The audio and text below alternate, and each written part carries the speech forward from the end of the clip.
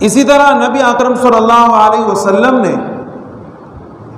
وہم کو دور کرنے کے لیے کہ کسی آدمی کو یہ وہم لاحق ہو جاتا ہے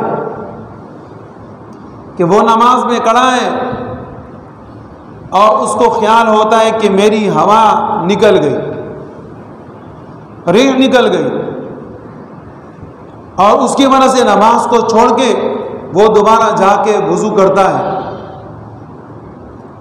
نبی اکرم صلی اللہ علیہ وسلم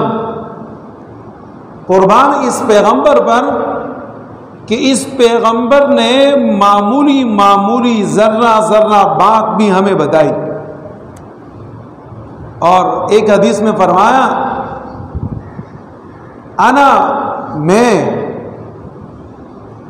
آپ لوگ کا ایسا ہوں کمثل الوالدی، جیسے کہ والد ہوتا ہے، میں آپ لوگ کے لیے ایسا ہوں جیسے کہ آپ کا والد ہوتا ہے۔ اور پھر اس لیے نبی علیہ السلام نے ذرہ بات بھی اپنی امت کو بتائی۔ اس سے تو ایک بات ہمیں یہ معلوم ہوتی ہے کہ باپ ایسا نہیں ہونا چاہیے کہ اپنے بیٹے سے سلام نہ کریں، باپ ایسا بھی نہیں ہونا چاہیے کہ اپنے بیٹے کے ساتھ بیٹھے نہیں، اور باپ ایسا بھی نہیں ہونا چاہیے کہ اپنے بچے کے حال احوال زندگی سے بے خبر رہے۔ جیسے کہ ہمارے ہاں اس کو بہت بڑا غیرت کا نام دیا جاتا ہے کہ کوئی آدمی اپنے بیٹے یا بیٹا اپنے باپ کے ساتھ نہ بیٹھے، کہتے ہیں بہت بڑا غیرت تھی، اس کے قریب نہیں بیٹھا ہے۔ نہیں، نبی علیہ السلام نے والد کی شان بتا دی کہ میں آپ کے لیے باپ کی طرح ہوں، والد کی طرح ہوں، اور اس میں تو کوئی شک نہیں ہے نا، کوئی بھی شک نہیں۔ اس لیے نبی علیہ السلام نے ہمیں اس کے بعد ذرہ مسائل بتائے۔ ایک حدیث میں نبی علیہ السلام نے فرمایا کہ اگر کوئی آدمی نماز پہ کھڑا ہے اور اس کو یہ گمان ہو جائے، وہم ہو جائے کہ اس کی ہوا نکل گئی،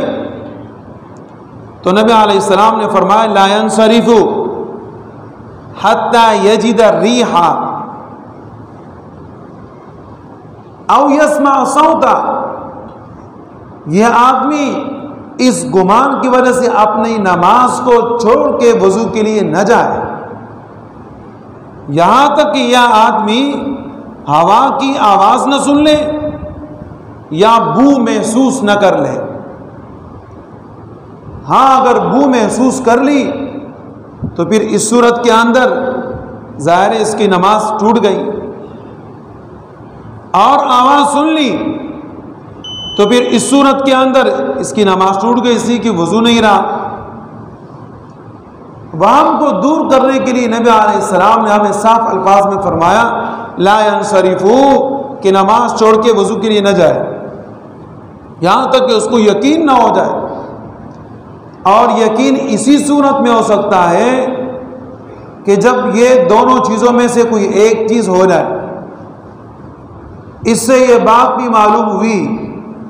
کہ اگر انسان سے ہوا نکل جاتی ہے تو اس سے وضو ٹوٹ جاتا ہے، اس سے وضو ختم ہو جاتا ہے۔ اب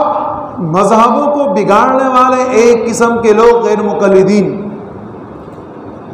انہوں نے لوگوں کا جینا حرام کر دیا، لوگوں کو ایسے بنا دیا کہ بیچارے پاکی کے بجائے ناپاک رہے، اور یہ مشہور کر دیا کہ اگر کسی کی ہوا نکل جاتی ہے تو جناب اس سے وضو نہیں ٹوٹتا۔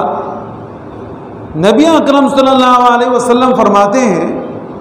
کہ اگر کوئی آدمی بو کو محسوس کرے تو یہ کیا ہوا؟ ری ہوئی، ہوا ہی ہوا، پھر اس کے بعد جا کے وضو کرے تو مقصد کیا ہے؟ اس سے وضو ٹوٹ جاتا ہے، نماز ختم ہو جاتی ہے۔ اور انہوں نے لوگوں کو ایسے پاگل بنایا ہے کہ وہ لوگ بیچارے اسی طریقے سے زندگی گزارتے ہیں، ہوا نکل جاتی، وضو نہیں ہوتی، نماز نہیں ہوتی، بغیر نمازی کے لوگوں کو ایسی زندگی گزروا دی۔ تو وہم کے دور کرنے کا دراصل علاج تو لقمان حکیم کے پاس بھی نہیں تھا، البتہ اس کے طور اور طریقے جو نبی علیہ السلام نے فرمائے، حکماء نے فرمائے، تجربہ کار لوگوں نے فرمائے، اس کے اوپر عمل ہو جائے تو اس صورت میں ختم ہونا ممکن ہے۔ اللہ رب العزت ہمیں عمل کی توفیق عطا فرمائے۔